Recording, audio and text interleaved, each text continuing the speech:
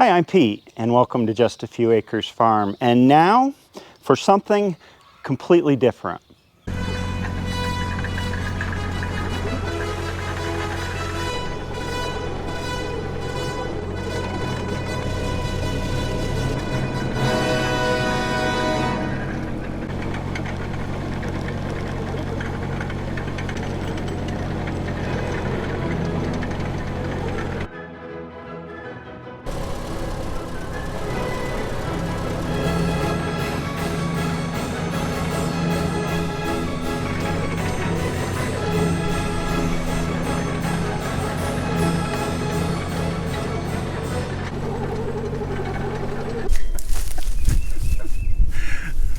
Cows want to go out on pasture, and before the cows can go out on pasture, the fences need to be fixed, and the biggest job we have is to clear off this side of the woods where it's encroached on the fence. And to do that, well, we're going to try it the easy way. I think we can just drop the fence and work over it without having to completely remove it. Just let it sag.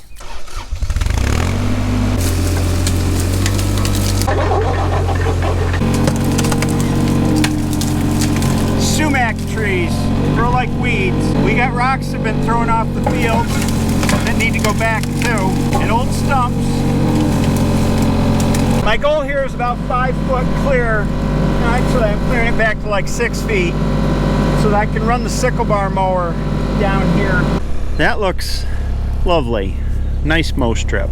Holy Hannah, that works great. Half an hour, we're probably 20% to the other end. Yeah, worked well. Yeah, it's a lot better than or the chainsaw getting brambles in your arms and yeah. I guess we're going to work in sections, so now we have to take the overhanging limbs off the edge of the field. Some people will just tear them off with the excavator. That's not cool with me.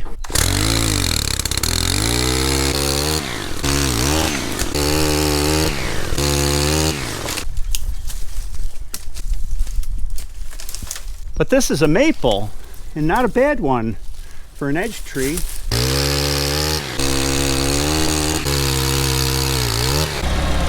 Now we can start the next section.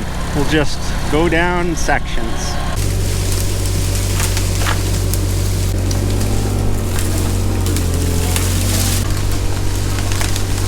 Hillary, what was even more useful than the first telephone? What could be more useful? I don't know. Telephone. I don't know. I'm going to stand over here. The second telephone.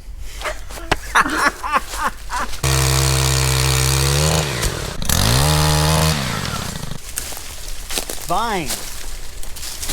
No. Stinkers.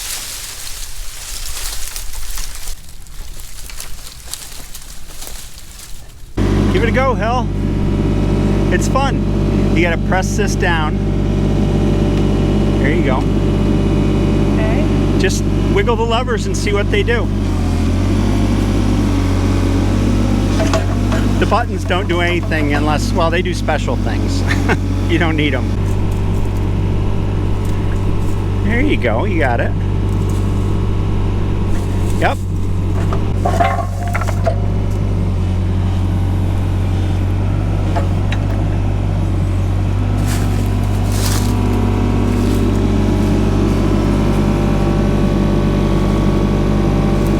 Left one forward.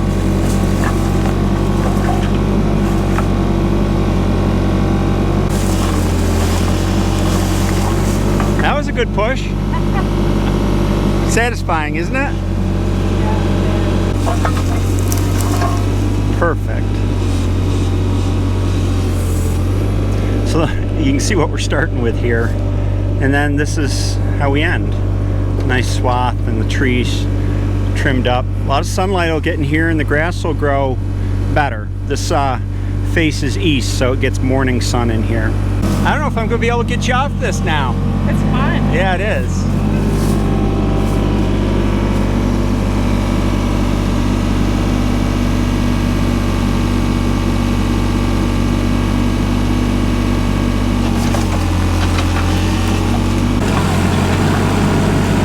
On both sides of our woods that face the field, you can see where the traditional line was. See this mound here? Those are stone piles that came off of the field over 7 generations of my family. It's even more pronounced on the other side of the woods.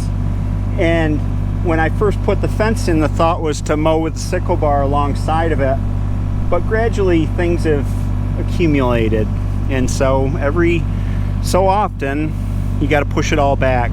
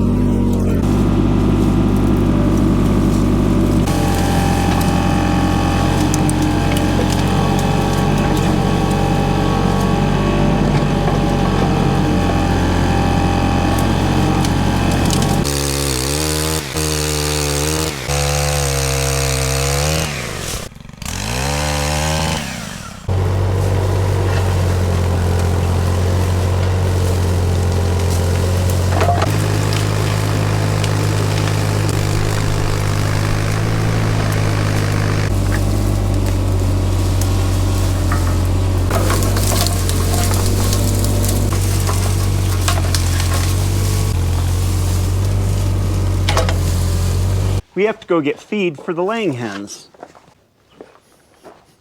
We get our feed from a mill a couple towns over, and it's kind of a win-win. Local feed, local business, good people, and the feed is fresh versus buying when it was ground who knows when from a big box store. We pick up 1,500 pounds at a time in bags. Back when we kept over 400 laying hens, we'd fill up a gravity wagon. Bulk feed's about 25% less than bag feed here. And here's the math on what a layer eats and the financial implications of selling eggs. 1,500 pounds of feed lasts us 5 weeks for 150 layers. If you do the math, that works out to about 2 pounds per layer per week. And if you do the division, that's a little over a 1/4 pound per day per layer in feed. Pretty coming through town here. All the trees are in bloom. Here we are.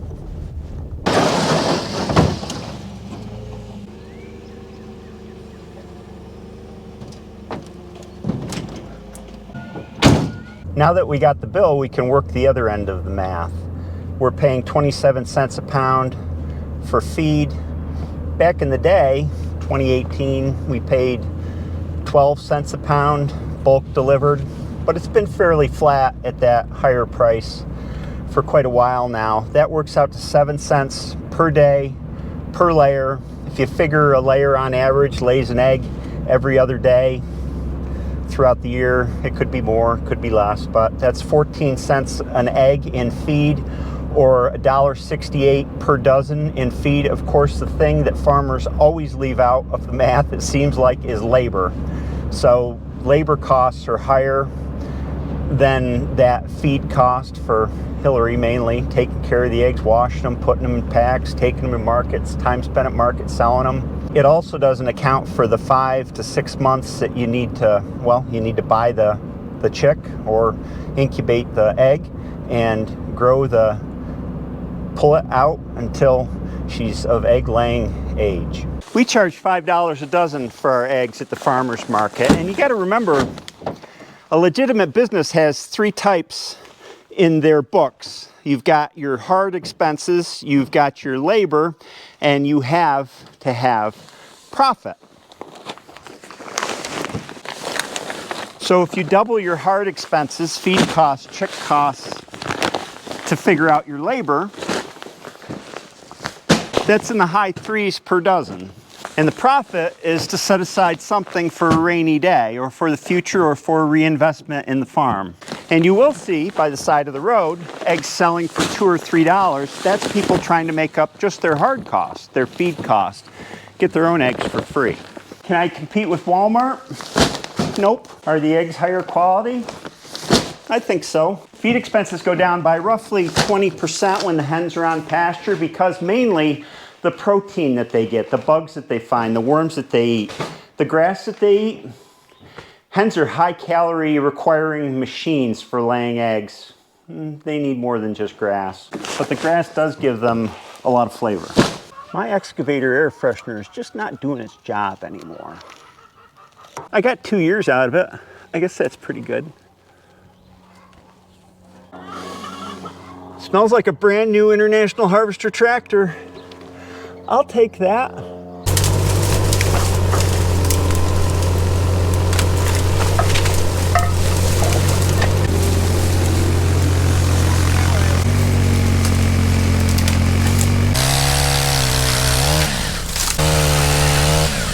Done. Tighten the fence back up. This is a good job done. Fence is tight.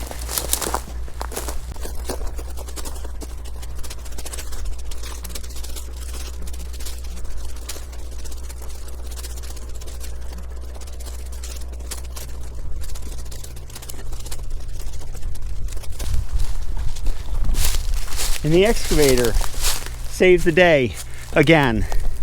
I keep finding more uses for that machine. That made this job a lot better. Yeah, it did. It's time to get the grill ready for dinner. 4 sheets of newspaper, no more, no less. This is our 3rd straight day without rain, and we're supposed to have 4th dry day tomorrow. Amazing, isn't it? So finally, I can get out in the fields on this shiny new tractor. It's not new, it's old. It's old new.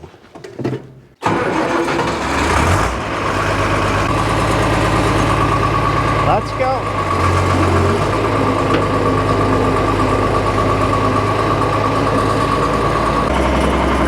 I had to wash the barn dust off of her, or people will pick on me. I don't want that.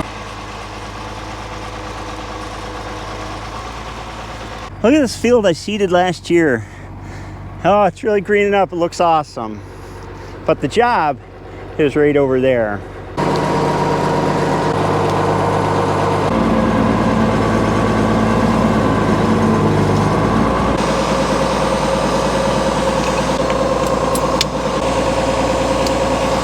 This is a cylinder off the hay vine, so I need to do some hose management.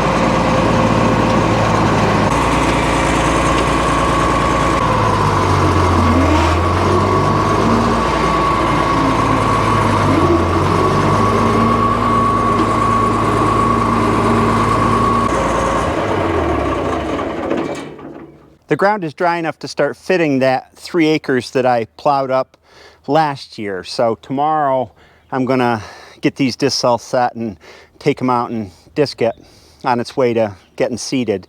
And we're gonna be late with seed this year, there's no question about it. I think I had the other field seeded by this time last year because we had a little dry stretch. But that'll be the next video that you see is I'll have the 856 and this John Deere disc out in the field.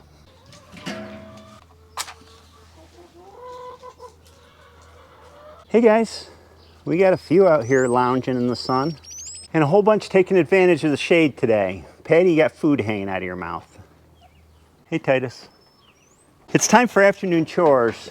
The cattle been grumbling a lot because they can see the green grass outside the winter pasture, but it's not tall enough yet. It's gonna be a week or 2 before it really gets going and we let them out. So Patty, you're just gonna have to wait.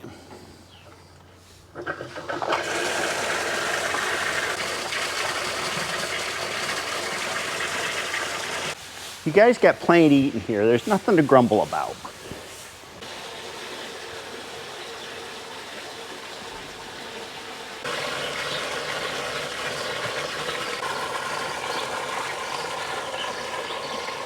I'm getting dinner started a little early today because it's going to take a while. This is an experiment. I've never tried it before. These are our own chicken legs and thighs, a whole bunch of them. The grill drafts are wide open and I'm going to cook these until the skin is nice and crispy and the meat is falling aparty. I'm going to have to flip them a whole bunch of times before they're done. Keep them on one side till they're just about to burn, and then flip them. And I'll reveal how I'm seasoning them at the end. I'm going to be sitting here for a while they cook, and I want to talk a little bit. The last video about selling the baler, I thought I put out that video and everybody'd say, sell it, you're not using it. And a fair number of people did, but a surprising number said either they had unique business ideas about selling all of our, making square bales, selling all of our square bales and buying round bales because I would be net ahead from the swap because square bales are so much more expensive. There was one person that said, if it brings you joy, keep it, which I thought was really profound. And then there were a whole bunch of people that had so many good memories from when they were a kid or, you know, from decades ago, working behind one of those balers, stacking hay on a wagon, and enjoying seeing that memory again. And I thought, that's worth a whole lot. So what I decided to do was hold on to the baler for another year and make some square bales this year. I've got 2 wagons, like I said. One time when I'm baling hay, and hopefully I have a little breathing room time-wise, I can take that square baler out and bale up a couple wagons of hay. And I think it'd make a really good video as far as seeing that baler work. It's so much more interesting to see than a round baler where everything's enclosed and there's a lot of action with a square baler. After I bale those 2 wagon loads, I don't have to unload them. That was the whole thing. Unloading them was all the work, and stacking them. I'll just pull them into the barn. I should have room in the barn, and then unload them as I feed them out to the cattle. Just 2 loads, a couple hundred bales, no big deal. So that's what I've decided to do with the square baler, is hold on to it at least for another year, because it does bring me joy, and I do enjoy working it. And I would like to show you all something that a lot of you remember from your youth. Flip them again. This is going to get old. I'm not going to show every time I flip them. It's going to be a bunch. I'll move some so that the heat equalizes because I've got hotter areas of the fire. 35 minutes in, grill's running at about 400 degrees. They're getting crispy. I think they're ready. And this is the sauce. Smells tangy. It's equal parts butter and Frank's Red Hot. In this case, 3/4 cup of each because I made a lot. These are nice and crispy. I turn them about every 5 minutes. Toss them in the sauce. You may have noticed this is the same way that I make wings. Whoops. Like wings, but really meaty. You shake them up in the sauce. These may benefit from sitting in the sauce for a while, but I'll take one out. Oh yeah, fall apart. I think we should actually pour the sauce out separate of the pot and serve that on the side. Of course, Marie's blue cheese dressing, super blue. Buffalo chicken wings made with legs and thighs. I think the family will like this experiment. I'll bring them in and I'll find out. This is the time of year when we're hitting overdrive. Every day that's nice and fairly dry, we're out. So lots to do. I hope you enjoyed this video. It was a tiring day. I'll see you next time.